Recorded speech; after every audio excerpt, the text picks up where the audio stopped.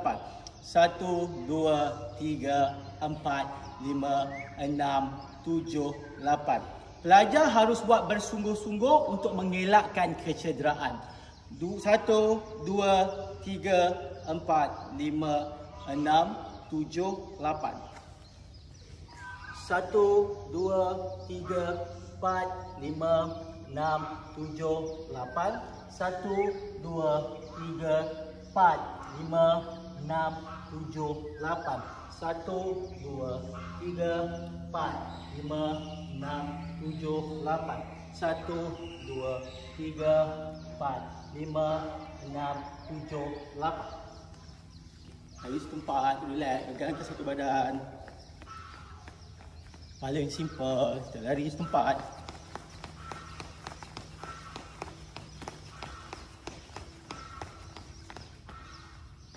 Okay, goyang dan akhir sekali kita tarik nafas. 1, 2. Tarik nafas. 1, 2. Tarik nafas. 1, 2. Okay, stop dulu.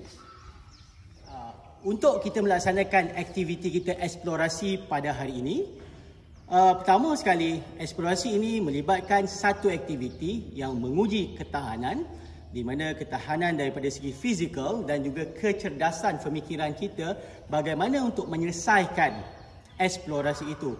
Okey, eksplorasi ini agak mencabar dan tapi dalam masa yang sama juga dia memupuk sifat perpaduan dan juga memupuk sifat kerjasama dalam kumpulan. Dalam setiap kumpulan, pelajar terdiri daripada 2 orang pelajar.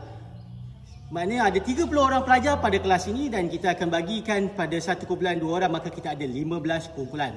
Kumpulan ini akan dilepaskan pada setiap 5 kumpulan sekali lepas dengan keadaan masa yang dilepaskan, dengan bit masa akan diambil serta whistle yang akan dibunyikan.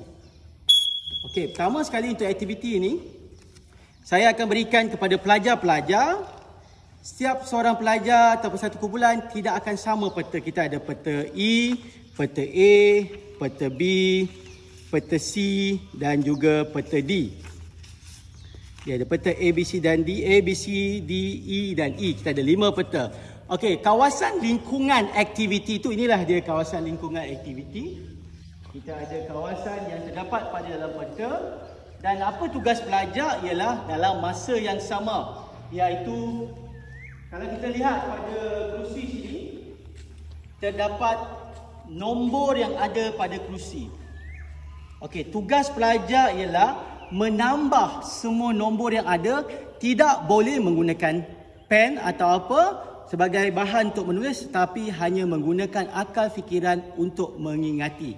Setiap pelajar akan melalui perjalanan di mana 3 segi ini adalah mula dan bulatan ini adalah penamat.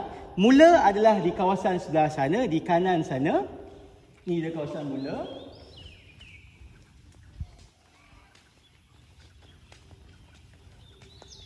Inilah kawasan mula kita. Pelajar akan dilepaskan berpasangan di sini dan apabila whistle saja dibunyikan akan dilepaskan pelajar tu 5 kumpulan, bermakna 1 kumpulan 2 orang, 10 pelajar akan dilepaskan sekali.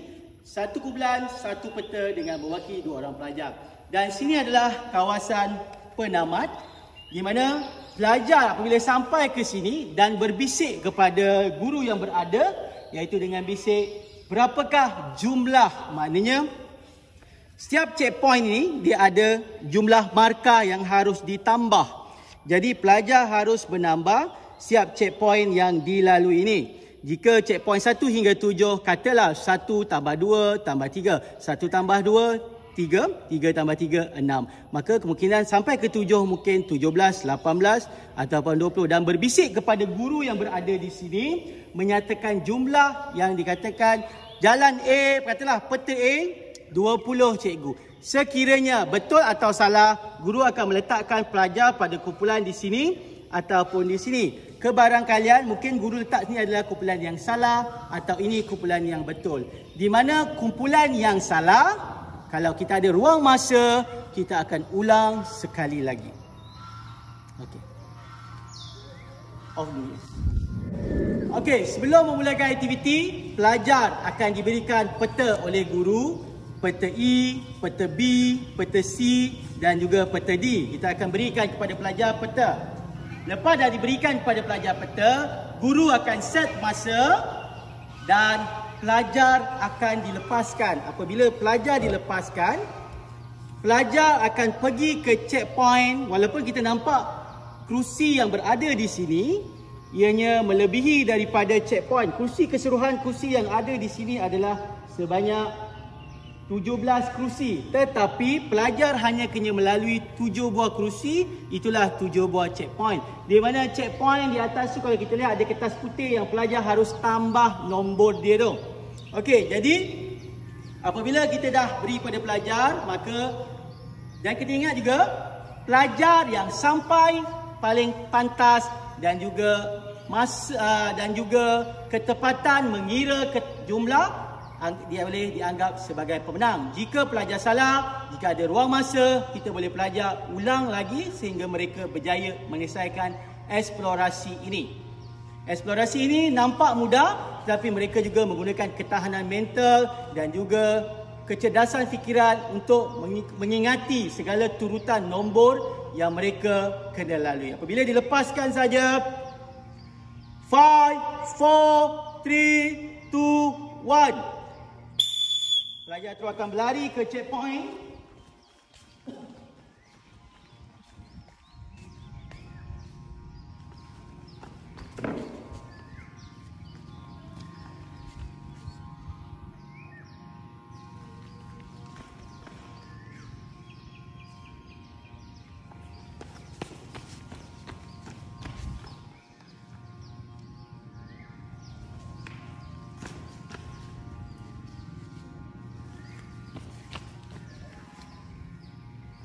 Dan apabila kita sampai ke checkpoint yang terakhir dan apabila jumlah tu dah habis dikira dan dalam masa yang sama pelajar harus pergi ke sana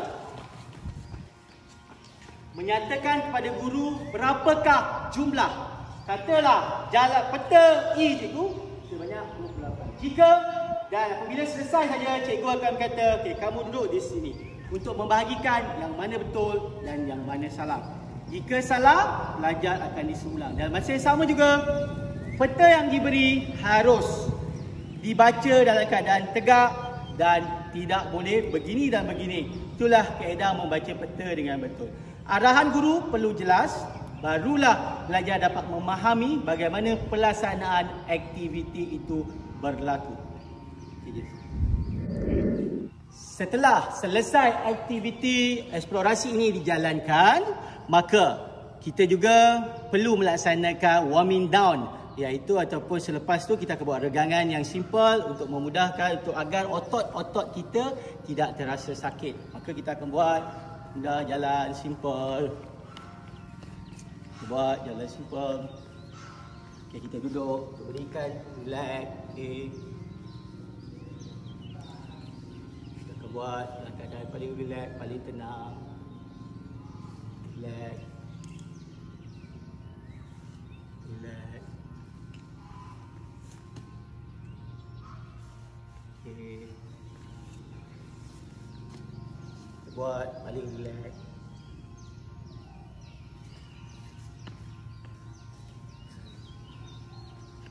Paling rehat.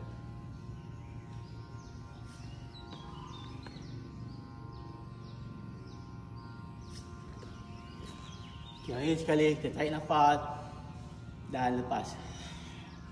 Setelah selesai kita berbuat apa ni warming down, maka kita akan bertanya kepada pelajar rumusan apakah yang pelajar dapat daripada aktiviti ini.